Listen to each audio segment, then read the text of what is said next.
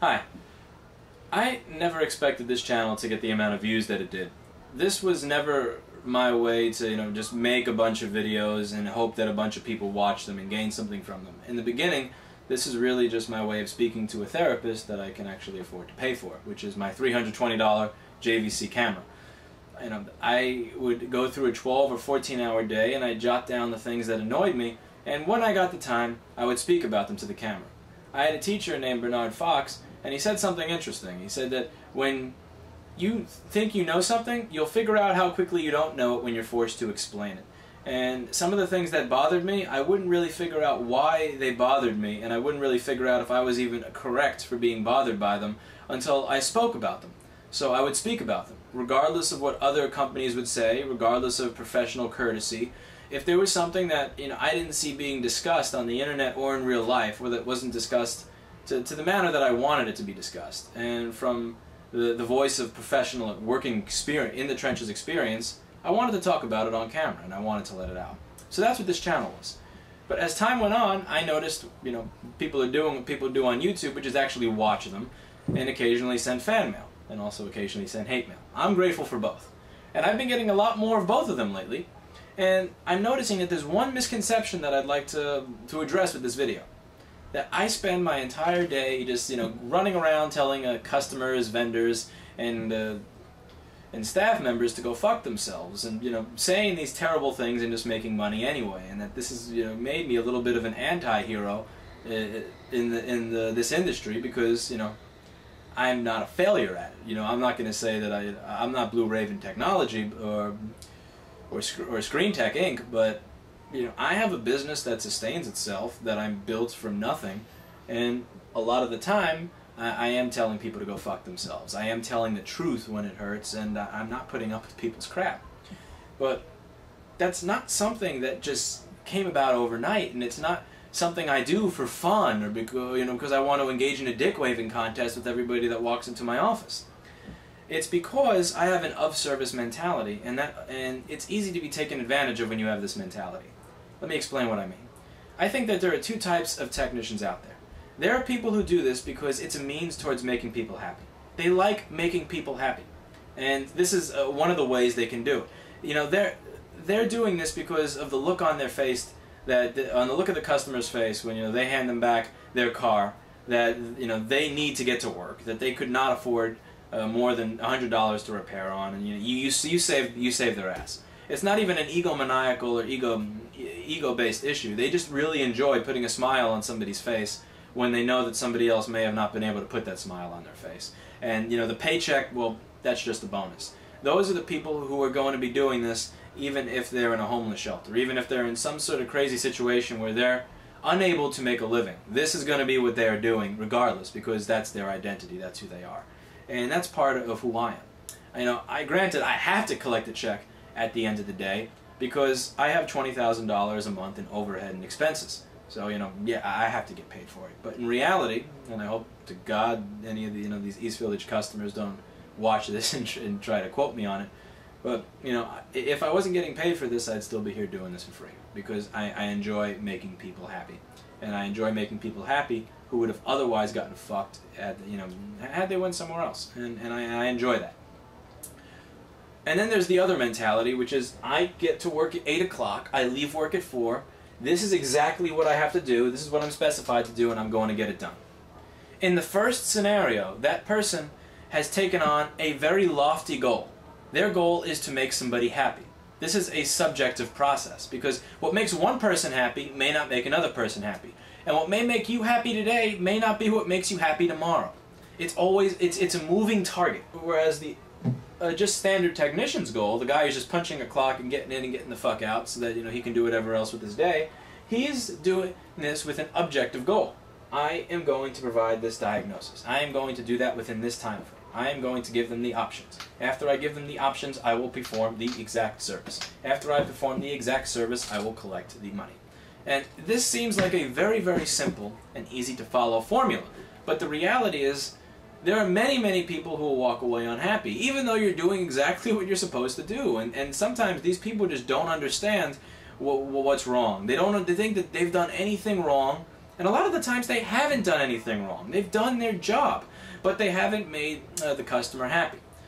And my goal is to make the customer happy.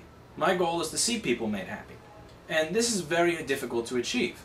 Now, the problem when you take on that goal in a service-based business is that there will be people who take great advantage of it. They see that your goal is to make them happy, and that you have not done your job if you have not made them happy. If you haven't done your job, then you're going to feel weird accepting money. So they will purposely be unhappy so that they can get something for free, or so that they can get something done faster, or so that you will put the other person's stuff away. They will literally walk in front of other people to get to you. And they will use this emotional blackmail that, since your goal is to make them happy, to try to get something for free, or to try to get something that they really don't deserve to get. And I have no appreciation for that. I have no respect for that. And it does happen. Like, we just received a review recently. You know, somebody dropped off a laptop on Friday night. You know, we told them technically diagnosis is 1 or 2 days. There was nothing else there to do, so we opened it instantly. We figured out exactly what was wrong with it. We quote a price. We say this is going to be done on Monday or Tuesday. The day that the part gets here, we're going to install it for you. And you know, on Monday we get this agitated phone call about why it isn't done yet. We explain, you know, hello, we told you Monday, Tuesday, and we'll call you when it's done. And Tuesday morning we get this miserable phone call about it not being done yet, and the guy's, you know, going on and on and on. Are you a professional? Are this how you run a business? Why are you giving me the tracking number so fast for? And, you know, then we finally get this scalding. And I told him, listen, if you're going to be combative, I'm just going to hang up on you. And I will email you the number, and good day. I have to go back to fixing the other 20 machines here so that when the part for yours comes in, I can actually fix it. And we fix it on Tuesday, and, you know, of course, he had tried to leverage some sort of $50 discount out of the deal because of the inconvenience. Yeah, I told you it was going to be done Monday or Tuesday, and we actually finished it at Tuesday around 2:50, 3 o'clock. So technically, from the objective technician standpoint, when I did my job. From the subjective standpoint of making somebody happy, this was somebody who was simply not going to be happy with anything we said. When we said Monday or Tuesday, you know, he kind of implied that Tuesday and Monday would be pushing it, even though this was dropped off on a Friday and needed a parts order. And then he says on the phone, you should give people a longer turnaround time if it's going to be, if there's a chance, just so that you don't look like a liar. Why do you want to look like a liar? Why don't you tell me Wednesday if it's going to be done on Tuesday? But he's already pissed off that we told him Tuesday, when it's actually done on Tuesday, because that's too long. It's like, what the fuck? My goal is to make you happy, but I clearly cannot make you happy.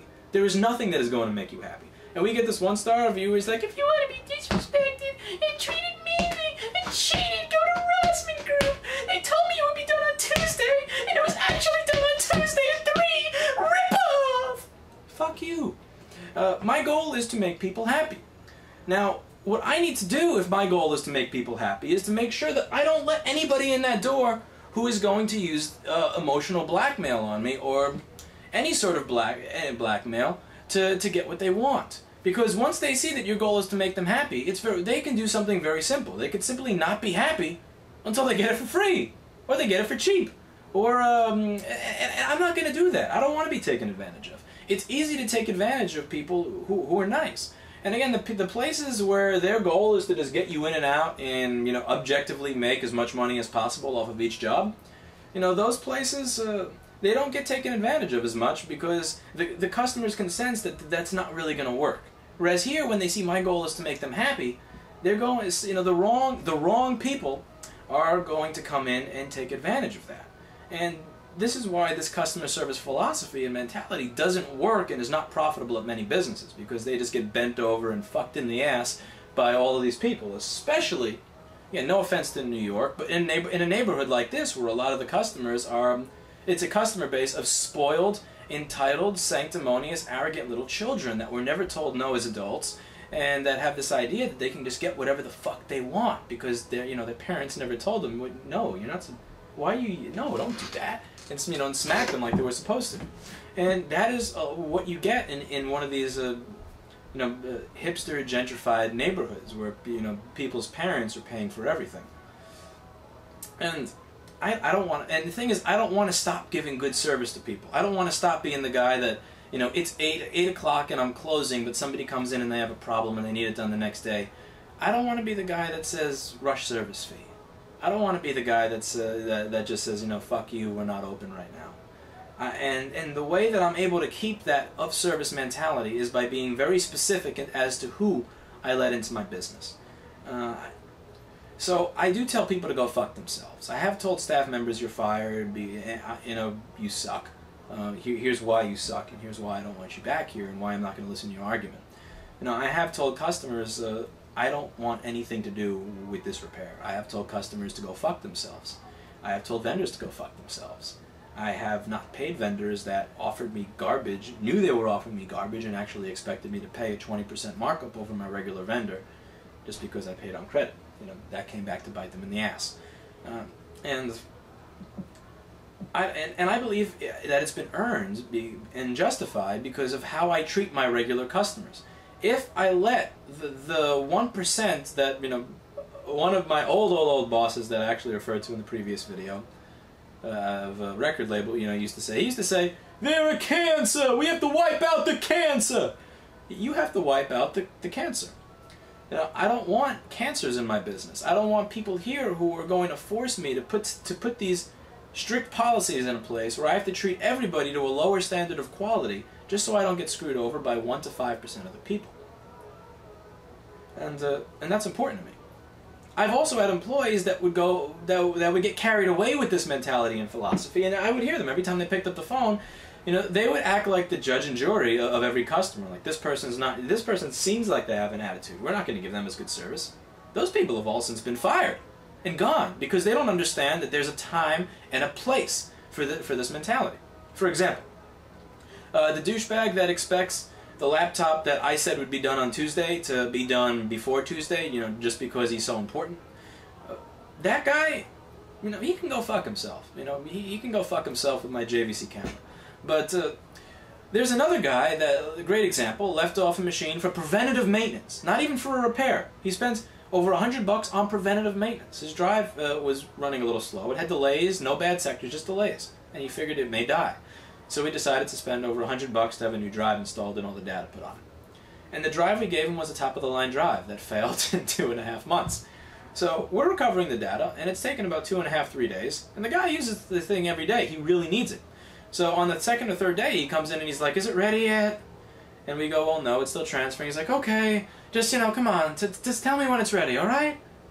And he wasn't being a dick, but he was on the cusp of where he was starting to become a dick. And my coworker looks at me and goes, you know, man, he's a dick. And I go, yes, he's a dick. He's earned the right to be a dick.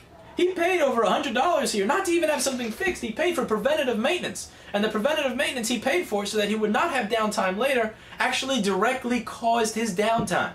And we are still fixing it. He's earned the right to be a dick. That man can be a dick all he wants. That man could yell in my face, and I would apologize profusely for the inconvenience I've caused him, and I would not badmouth him in any way under my breath or in a video because he has earned the right to be a dick. So I don't tell everybody just because they're acting a certain way, you gotta go fuck yourself, or fuck you for being an asshole, and blah, blah, blah. I reserve that very carefully for the people who have earned and deserve to be treated like the scum that they are. You cannot treat everybody like scum. You cannot treat everybody like you are the king of the world, and like you're some, like you're some sort of morally superior human being who just shits on everybody else who treats you worse. Because that's being an egomaniac. There's a difference between being an egomaniac and being an of-service technician. You simply can't run a business telling everybody to go fuck themselves. And I think it's because I have this pragmatic view of how other people are thinking that I'm successful. It's not because I tell everybody to go fuck themselves. It's not just because I don't take shit from people. That is maybe 10% of the formula. The other 90% of the formula is having an of-service mentality where I see what's going on in the head of the other person. I can see whether or not this person has a legitimate reason to be as angry as they are, or whether they're just being a whiny asshole. And you need to be able to determine this if you're going to have this of-service mentality, or you are going to be taken advantage of, bent over, and fucked in the ass by every customer who walks in.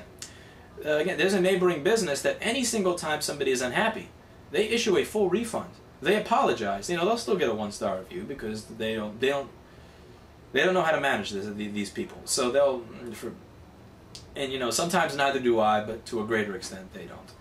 And I try to make people feel shame for how they're acting when they're acting like annoying little cunts.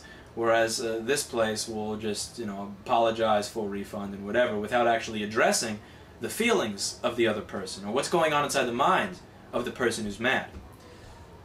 And, you know, that doesn't work. And I can't run a business where where my goal is to make people happy, where I don't fully charge people if I don't fully make them happy. Because if I let every single person in under that idea, I would go bankrupt. And I would also start to become cynical and jaded, and I would have a deep-rooted disdain for my fellow man. And I don't want to have that. I want to still like other people. I still want to see the goodwill in other people. And the way that I maintain this is by making sure that everybody who walks in this door deserves to be treated that way, deserves to be here. Because they're not going to, again, they're not going to get that treatment somewhere else. They're just not. It's not because other people are not as nice. It's not because other people aren't smart. There are other people who are smarter than I am, who have better social skills, who are nicer to people, who are in this business. But they just don't treat their customers the exact same way. And that's a treatment that's fairly unique to this repair shop in my experience. And I want to make sure everybody who walks through the door, or anybody who calls to buy a part, deserves that treatment. I want to talk about some of the of-service moments that I've truly enjoyed. One of my last gigs as a professional audio technician, but would repair gear at a recording studio or let's say a club that, you know, has let's say different musical acts on every night. It was at this venue on the Lower East Side, I forget the name of it, that was meant to hold about 350 to 400 people. And some group had an opening act, and they were set to go on stage at I think 9 o'clock. At 8:50, like 8:45 or 8:50, I get a phone call, and they say that absolutely, you know, nothing works here. What the fuck happened? I asked them to explain, and they go, you know, we just don't. I don't know. And the guy is very clearly panicked, and he can't even explain. Because I was asking a few basic questions, like, did you even do a sound check at 8? What happened? Was it a power surge? Did this blow up? What's wrong? And they're panicking. So I walked down from where I'm working at the time to go to this club. And, you know, I get let right in past all the other people, past the group. And I grab a bag. It's like a 50 or 60 pound bag. I have a Sencor transistor testo. I have a Hacko 936. I have a Hacko 808. I have a batch of generic transistors. I have fuses. I have, you know, some stuff for some basic ADCOM and power sound amps. And I have some basic resistor values and emitter resistor values for amp repair. And some other basic shit. You know, I'm not gonna fix an esoteric amp that has, you know, let's say 8 output transistors that I have to match beta values on to. But I can fix a simple problem on something if in a fairly ghetto but workable fashion on short notice with what's in my bag here. So I visit, and this place has half of their audio equipment. This is the kind of place that doesn't want it to be in view. They don't even want it in rack mounted view. I mean, a lot of this crap is actually above the ceiling. So I'm crawling into the ceiling with a flashlight in my mouth and my bag, which is 50-something pounds, and I get to work on this amp. And again, with any other problems, I'd have been fucked. It wasn't a simple one like a fuse, but on virtually any other problem, the complicated problem, I would have been fucked based on the time frame and what I had on me. But I managed to make the amp work, and managed to make a second amp work, and they actually have a show. And, you know, when I ran downstairs at something like 9:15 or 9:20, and I told the guy, who then tells the vocalist, you know, okay, check, and she checks, and she is elated and excited, and then I see, you know, 300 people start walking up around the stage as they announce they're going to go on.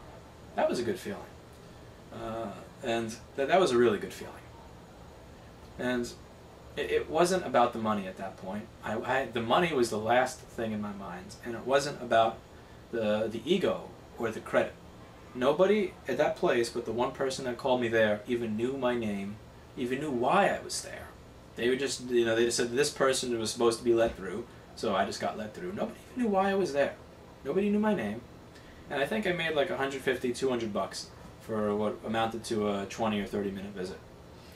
And that, what mattered to me was the look in that person's face when the opening night here went from being, oh my God, we're ruined, to oh my God, it works. And then I see 300 people walk in, and we're all cheering and happy and excited. That wouldn't have happened if I hadn't taken that call on a Saturday night. And that's a good feeling.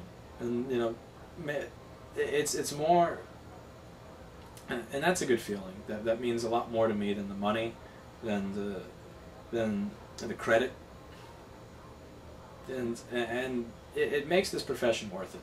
It makes all of the bullshit that you go through, all the times where you have 3 hours left to make something work, and nothing you do will make it work.